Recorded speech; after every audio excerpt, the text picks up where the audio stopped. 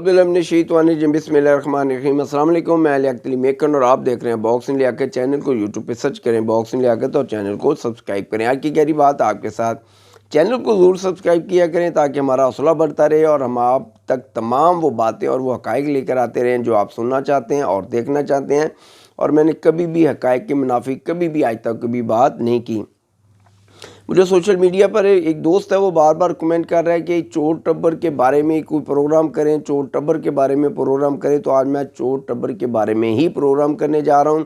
और मैं एक चोर टब्बर के बारे में प्रोग्राम नहीं करूंगा, मैं दो चोर टब्बरों के बारे में प्रोग्राम करूंगा। और फैसला आपने करना है कि इन दोनों में से आप बड़ा चोर टब्बर कौन सा है।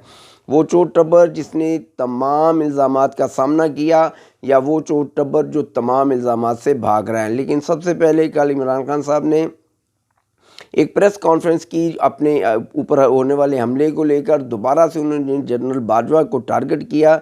इसकी बुनियादी वजह क्या है? और एक ट्वीट ऐसा, और बार बार इमरान खान साहब कहते रहे हैं कि मुझे इस बात का इल्म था कि गुजरात और वज़ीराबाद के इलाके में मुझ पर हमला किया जाएगा। खान साहब, आपके तो मोकल इतने ताकतवर थे, तो फिर आपने अपना रूट तब्दील क्यों नहीं किया? अगर एक जगह मनहूस थी आपके लिए, तो आप अगर उस जगह से उठकर दूसरी जानिब चले जाएं तो हमारा तो ईमान है कि खुदा ने आपकी मदद की है। और शायद आप जहाँ से उठकर आए हैं उसमें एक लम्हा पहले वहाँ पर कोई बम ब्लास्ट हो गया, वहाँ पर कोई फायरिंग होगी, और आप अगर उठकर दूसरी जानिब चले गए तो अल्लाह ने आपकी मदद की। अगर आपके मोकल आपको ये बता सकते थे कि आप पर हमला हो सकता है, तो आप अपना जो वाया था उसको तब्दील कर सकते थे। वैसे भी तो आप रिंग कर ही अपनी इस लॉन्ग मार्च को लेकर जा रहे थे, जिसके बारे में मैंने 2 माह पहले कह दिया था कि पाकिस्तानी तारीख का ये सबसे तवील लॉन्ग मार्च होगा। और फिर तारीख ने साबित किया कि वो मेरी बात सच साबित होगी। जनरल बाजवा पर आप बार बार जो अटैक करते हैं, एस्टेब्लिशमेंट पर आप जो अटैक करते हैं, इसकी एक बुनियादी वजह है। और वो बुनियादी वजह यह है कि आपने फॉलोअर्स के अंदर आपने इतना गुस्सा और एक ऐसा विजन आपने उनके अंदर डाल दिया है। आप ये समझते हैं कि पाकिस्तान का जो नौजवान है वो ये सुनना चाहता है कि मैं एस्टेब्लिशमेंट के बारे में बात करूं। और आप जैसे ही एस्टेब्लिशमेंट के बारे में थोड़ी सी अपनी बात को कम करने की कोशिश करते हैं, तो फिर आपका जो फॉलोअर्स है वो आपसे पीछे हटता है। और फिर आपको जब ये बात बताई जाती है कि आज लोग आपको आहिस्ता आहिस्ता छोड़ रहे हैं। हमने देखा कि लॉन्ग मार्च के अंदर जितना तेज़ी से आप एस्टेब्लिशमेंट और जनरल बाजवा के ऊपर तनकीद कर रहे थे, लोग आपके साथ खड़े हो गए। और जैसे जैसे आप पीछे हटते जाए, लोग भी पीछे हटते गए, क्योंकि आपने मिजाज बना दिया लोगों का पाकिस्तानी इदारों के ख़िलाफ़। आपने मिजाज बना दिया लोगों का एक नफ़रत का। और आप नफ़रत के उस बीज को चाहते हैं कि मैं काट दूं, लेकिन अब वो चाहकर भी आप काट पा नहीं रहे। और अब बार बार जो है नफ़रत का जो बीज है वो पाकिस्तान के लोगों के दरमियान भरना चाहते हैं। अपने नौजवानों के ज़हनों में आपने वो बीज बहुत ज़्यादा गहराई में बो दिया है। अब उसको काटने के लिए तो खान साहब टाइम लगेगा। और आपको भी समझ आ गया है कि मैंने जो किया गलत किया, लेकिन आप अपनी सियासत को ज़िंदा करने के लिए जनरल बाजवा साहब पर बार बार अटैक करते हैं, जो कि एक बहुत ही एक गलत बात है। जनरल बाजवा पाकिस्तान के सिपह सलार थे और पाकिस्तान के एक बहुत बड़े मनसब पर फाइज थे। और एक तरफ तो आप ये कहते हैं कि जनरल बाजवा ने हमारी बहुत ज़्यादा मदद की, तो फिर मैं तो यही कहूँगा कि आप एक एहसान फरामोश आदमी हैं और मौका परस्त आदमी हैं। और याद रखें, जो शख्स अच्छे वक्त के दोस्तों को बुरे वक्त में छोड़ देता है, अल्लाह ताला की ज़ात फिर उसको उसके जो मकाफ़ात अमल हैं जब उसके सामने आते हैं, तो फिर उसको अच्छे वक्त को दोस्त ज़रूर याद आते हैं। और आज आपको जनरल बाजवा बार बार इसलिए याद आ रहे हैं कि आज आपकी उंगली पकड़कर आपको वज़ीर-ए-आज़म हाउस की कुर्सी तक ले जाने वाला कोई नहीं है।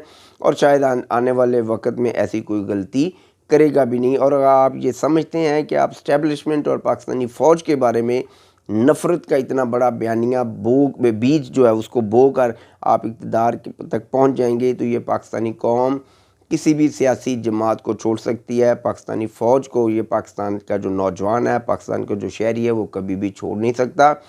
अभी तो पाकिस्तानी फ़ौज इस वक्त भी हालत जंग में और दहशतगर्दों को जहन्नम वासिल कर रही है और शहादतें ले रही है। उस वक्त भी आप बाज नहीं आ रहे और पाकिस्तानी इदारों को आप टारगेट कर रहे हैं। अब मैं आता हूँ अपने असल मुद्दे पर, चोर टब्बर। देखें, एक टब्बर वो है जिसने तमाम हालात व वाक़यात, तमाम अदालती अहकामात, तमाम अपने सबूत, अपने प्रूफ जो थे अदालतों के सामने रखे। अदालतों ने उन्हें माना या ना माना, उन्हें सज़ाएं दी, उन्होंने जेलें काटी। और एक बाप अपनी बेटी के साथ जेल में गया اس کے باوجود اس کو نااہل بھی کیا گیا، اور صرف اس بات پر نااہل کیا گیا کہ اس نے ایک تنخواہ جو تھی وہ وصول نہیں کی اپنی بیٹے کی کمپنی سے، کیونکہ وہ ملک کا وزیر اعظم تھا اور ان کو یہ بات نہیں کرنی چاہیے تھی۔ کیونکہ میں بھی یہ سمجھتا ہوں کہ پاکستان کا جب کوئی وزیر اعظم ہے تو وہ کسی بھی کمپنی کا ملازم نہیں ہونا چاہیے، اور یہ بڑی اچھی بات ہے، اور عدالت عالیہ نے ان کو سزا دی، اور اس وقت بھی وہ ملک سے باہر ہیں اور جلا وطنی کی زندگی گزار رہے ہیں۔ ان کو سزائیں ہوئیں، انہوں نے ڈیفینڈ کیا، ان کے اوپر بہت زیادہ الزامات ہیں، میں الزامات پہ جاؤں گا تو ایک لمبی بات ہو جائے گی۔ اب میں اس ٹبر کی جانب آتا ہوں کہ جس کو صادق اور امین قرار دینے کے لیے پاکستانی اسٹیبلشمنٹ اور پاکستان کے تمام ادارے جو تھے انہوں نے اکٹھے ہو کر آپ کو صادق اور امین کا سرٹیفکیٹ دیا، نہ کہ کسی اور کو دیا۔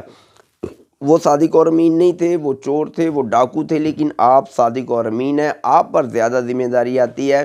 آپ کو چاہیے کہ آپ پر جتنے بھی الزامات لگے ہیں آپ ان کا سامنا کریں، لیکن آپ کہتے ہیں کہ میرا تحفہ میری مرضی، ایسے نہیں چلے گا۔ 6 ارب روپے کی مزید کرپشن کے جو الزامات ہیں وہ بشرا بی بی پر لگ گئے ہیں، اور یہ آٹے میں نمک کے برابر ہیں۔ ایسی ہوشربا کہانیاں کرپشن کی سامنے آئیں گی۔ آپ کو یاد ہے نا جب 10 والیومز آئے تھے تو آپ نے کتنا واویلا کیا تھا اور کتنا شور کیا تھا کہ دیکھیں جناب ابھی تو والیوم 10 کھلنا ہے، والیوم 10 کھلنا ہے، اس میں کیا ہوگا۔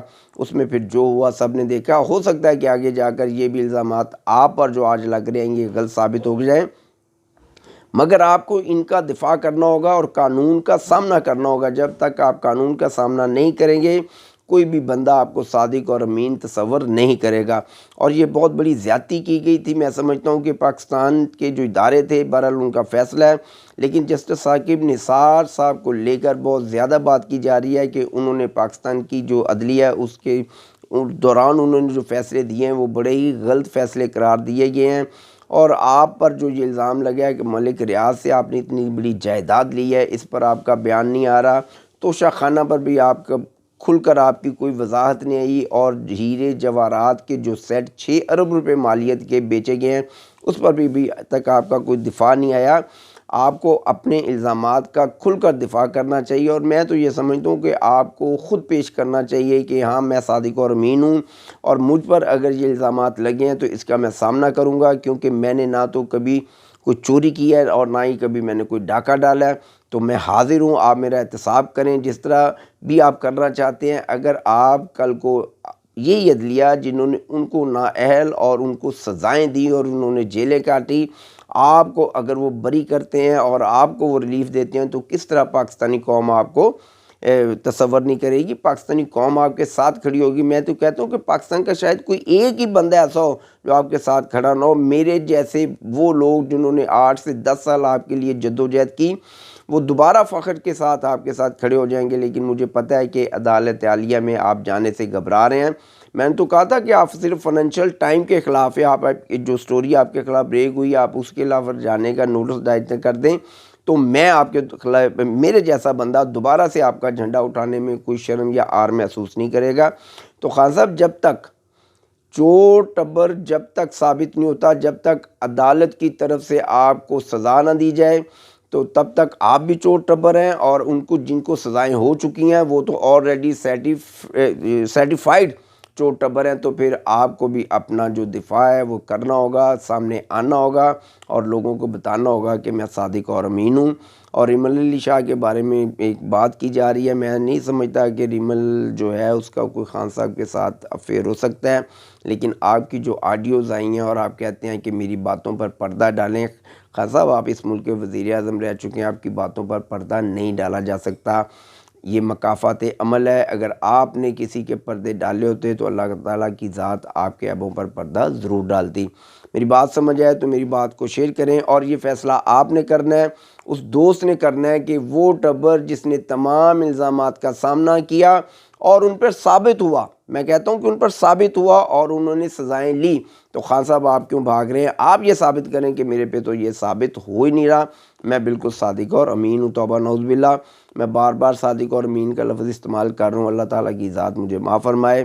اور خان صاحب الزامات کا سامنا کریں اور اپنے آپ کو پروف کریں کہ میں بالکل اسی طرح ایک بہترین انسان ہوں، اور اب آپ اسٹیبلشمنٹ اور فوج سے پیچھا نہیں چھڑوا سکتے، کیونکہ آپ کو پتہ ہے کہ اب آپ نے فوج اور اسٹیبلشمنٹ کا پیچھا چھوڑ دیا تو پھر یہ قوم آپ کا پیچھا چھوڑ دے گی، کیونکہ آپ نے ایک ایسا زہر بھر دیا اس ملک کے نوجوان کے اندر کہ وہ آپ کے منہ سے صرف بڑھ کے سننا چاہتا ہے۔ اس وقت آپ پاکستان کے بہترین انٹرٹینر بن چکے ہیں، اور یہ بات میں سال سے کہہ رہا ہوں کہ خان صاحب آپ کو تو پتہ ہی نہیں چلا آپ کتنے بڑے لیڈر سے آپ ایک بہترین انٹرٹینر ہو چکے ہیں۔ فیصلہ اب آپ نے کرنا ہے۔ السلام علیکم، میرے چینل کو ضرور سبسکرائب کریں۔ میرے پاکستان زندہ